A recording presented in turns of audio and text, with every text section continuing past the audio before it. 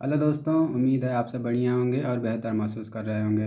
हम लोग पढ़ रहे हैं D El Ed third semester lesson plan. चलिए देखते हैं D El Ed third semester lesson plan 1 के बारे में।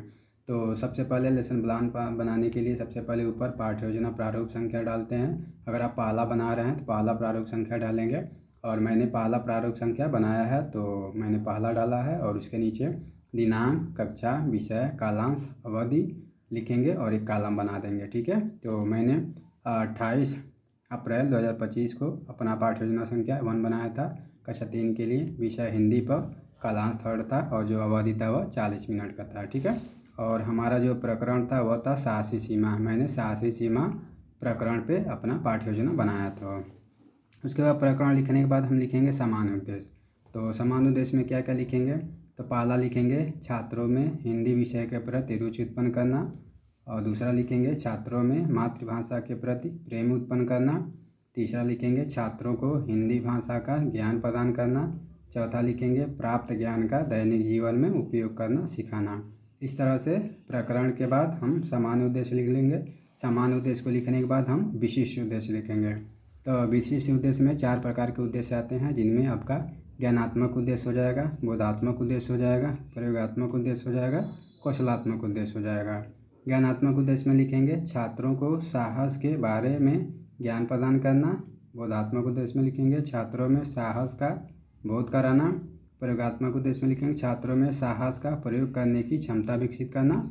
और कौशलात्मक उद्देश्य में लिखेंगे छात्रों में साहस से संबंधित कौशलों को विकसित करना। इस प्रकार से सामान्य उद्देश्य के बाद हमारा विशिष्ट उद्देश्य भी बन के तैयार हो जाएगा। उसके बाद हम सहायक सामग्री लिखेंगे। सहायक सामग्री में चाक, डस्टर, पॉइंटर तथा अन्य शिक्षणोपयोगी वस्तुएं इत्यादि लिख लेंगे। उसके बाद पूर्व ज्ञान लिखेंगे। पूर्व ज्ञान में सभी बच्चे साहस के बारे में सामान्य जानकारी रखते हैं। ठीक है, साहस क्या होता है इसके बारे में बच्चे कुछ न कुछ तो जानते होंगे। उसके बाद हम आएंगे प्रस्तावना प्रश्न पे कि प्रस्तावना प्रश्न कैसे निकाला जाता है। तो प्रस्तावना प्रश्न में एक तरफ हम क्रम संख्या लिख लेंगे, दूसरी तरफ छात्र अध्यापक क्रियाएं या कथन लिख लेंगे, तीसरी तरफ छात्र या छात्रा कथन लिख लेंगे। तो क्रमांक संख्या 1 में हम पूछेंगे बच्चों धान गेहूं की फसलें कहाँ उगाई जाती हैं। बच्चे बताएंगे खेत में उगाई जाती हैं। दूसरा पूछ लेंगे खेतों में फसलों की बुआई कौन करते हैं। बच्चे बता देंगे किसान करते हैं। तीसरा पूछ लेंगे किसान फसलों को कैसे या किस प्रकार उगाते हैं। बच्चे बता देंगे मेहनत करके उगाते हैं। फिर हम पूछेंगे मेहनत को और किस नाम से जाना जाता है, तो बच्चे यहाँ पे नहीं बता पाएंगे और यह इस प्रकार से समस्यात्मक हो जाएगा। और यह प्रस्तावना प्रश्न निकालने के बाद आपको उद्देश्य कथन लिखना है कि बच्चों आज हम लोग साहसी सीमा के बारे में पढ़ेंगे। तो यहाँ पे बच्चे जो है मेहनत को दूसरे नाम से नहीं बता रहे हैं, तो मेहनत को साहसी के नाम से भी जाना जाता है और यहाँ पे हम साहसी सीमा के बारे में पढ़ेंगे, उद्देश्य कथन में लिख लेंगे।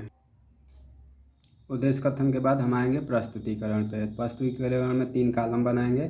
एक कॉलम में लिखेंगे शिक्षण बिंदु, दूसरे में लिखेंगे छात्र अध्यापक क्रियाएं या कथन, तीसरे में लिखेंगे छात्र या छात्राएं क्रियाएं। तो शिक्षण बिंदु हमारा जो है साहसी सीमा है, जो कि हमारा शिक्षण बिंदु इसी पे पढ़ाना है। और इसमें 1-2 प्रश्न पूछ लेंगे, जैसे कि बच्चों हम किसी को कैसे सहायता पहुँचा सकते हैं, सहयोग से, बुद्धि से, साहस से। फिर हम पूछ लेंगे साहस से हम किसी को कैसे सहायता पहुँचाएँगे, तो यहाँ पे छात्र मौन हो जाएंगे, नहीं बता पाएंगे। फिर हम यहाँ पे अपना स्पष्टीकरण शुरू करेंगे और स्पष्टीकरण को छात्र या छात्रा ध्यानपूर्वक सुनेंगे। तो स्पष्टीकरण में हमने लिखा था बच्चों सीमा नाम की एक लड़की थी, वह बहुत ही साहसी थी। उसका एक भाई भी था। एक दिन उसके गांव में बाढ़ आ गई जिसमें उसका घर भी डूब गया था। वह तुरंत भाई के कमरे में भागी और भाई को साथ लेकर घर के सारे सामान को घर के ऊपर छत पर रखने लगी।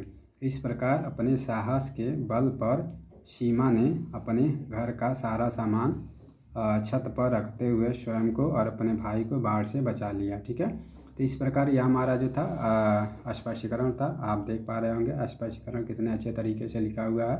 आप भी इसी तरह अपना स्पष्टीकरण लिख लेंगे अच्छे तरीके से। और स्पष्टीकरण लिखने के बाद नीचे 1 से 3 या 1, 2, 3 मूल्यांकन प्रश्न पूछ लेंगे। जैसे मैंने पूछा था बच्चों साहसी लड़की कौन थी, तो सीमा थी। बच्चे बताएंगे सीमा के गांव में क्या आ गया था। बच्चे बताएंगे बाढ़ आ गया था। सीमा ने अपना बचाव कैसे किया, तो साहस से किया। ठीक है, तो प्रस्तुतिकरण देने के बाद यानी साहसी सीमा चैप्टर को पढ़ाने के बाद आप बच्चों से 1 से 3 मूल्यांकन प्रश्न पूछ लेंगे। उसके बाद हम बोध प्रश्न पूछेंगे। तो बोध प्रश्न में 1 से 3 पूछ लेंगे, जैसे सीमा ने अपनी और अपने भाई की जान कैसे बचाई। ठीक है, तो बच्चे बता देंगे पढ़ने के बाद। सीमा के घर में कौन कौन थे, तो ये भी बच्चे अगर हम चैप्टर अच्छे से पढ़ाएंगे तो बता देंगे। तीसरा है सीमा के गांव में क्या आ गया था, तो बच्चे यहाँ भी बता देंगे कि सीमा के गांव में क्या आ गया था। ठीक है, उसके बाद हम लिखेंगे श्यामपट कार्य। श्यामपट कार्य को आप देख सकते हैं कितना अच्छे तरीके से लिखा हुआ है। एक तरफ आप डेट डाल देंगे, उसके बाद विषय डाल देंगे, जिस विषय पर आप अपना लेसन प्लान बना रहे हैं। विषय हिंदी है, पाठ का नाम डालेंगे साहसी सीमा। फिर साहसी सीमा से संबंधित कुछ प्रश्नों को मैंने लिखा था, जैसे सीमा कहाँ रहती थी, उत्तर सीमा एक गांव में रहती थी, सीमा कैसी लड़की थी, सीमा एक साहसी लड़की थी।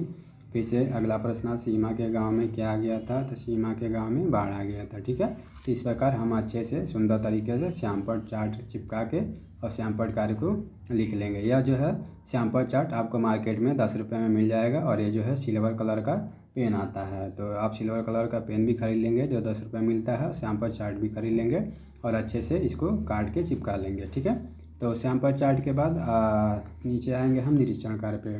तो निरीक्षण कार्य में लिखेंगे, छात्र जब श्यामपट कार्य को अपनी कॉपी पर लिख रहे होंगे तब छात्राध्यापक कक्षा में घूम घूम कर निरीक्षण करेंगे। ठीक है, ये तो होता है, हर जगह होता है। जब छात्राध्यापक या कोई भी शिक्षक जो है बच्चों को श्यामपट कार्य दे देते हैं तो कक्षा में घूम घूम कर निरीक्षण कार्य करते हैं। ठीक है, और लास्ट में क्या करेंगे, गृह कार्य देंगे बच्चों को।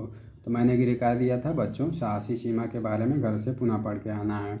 तो बच्चे अगर दोबारा पढ़ के आएंगे तो उनको साहसी सीमा चैप्टर जो है अच्छे तरीके से याद हो जाएगा और इस कहानी को अच्छे से बच्चे समझ पाएंगे। तो उम्मीद करते हैं हमारा बनाया हुआ पाठ्य योजना एक आपको अच्छे से समझ आया होगा। तो आप भी इसी तरह अच्छे से बना लीजिएगा, और वीडियो अच्छा लगे तो शेयर कर दीजिएगा अपने दोस्तों तक भी, ताकि वो भी लेसन प्लान को अच्छे से बना सकें। तो धन्यवाद।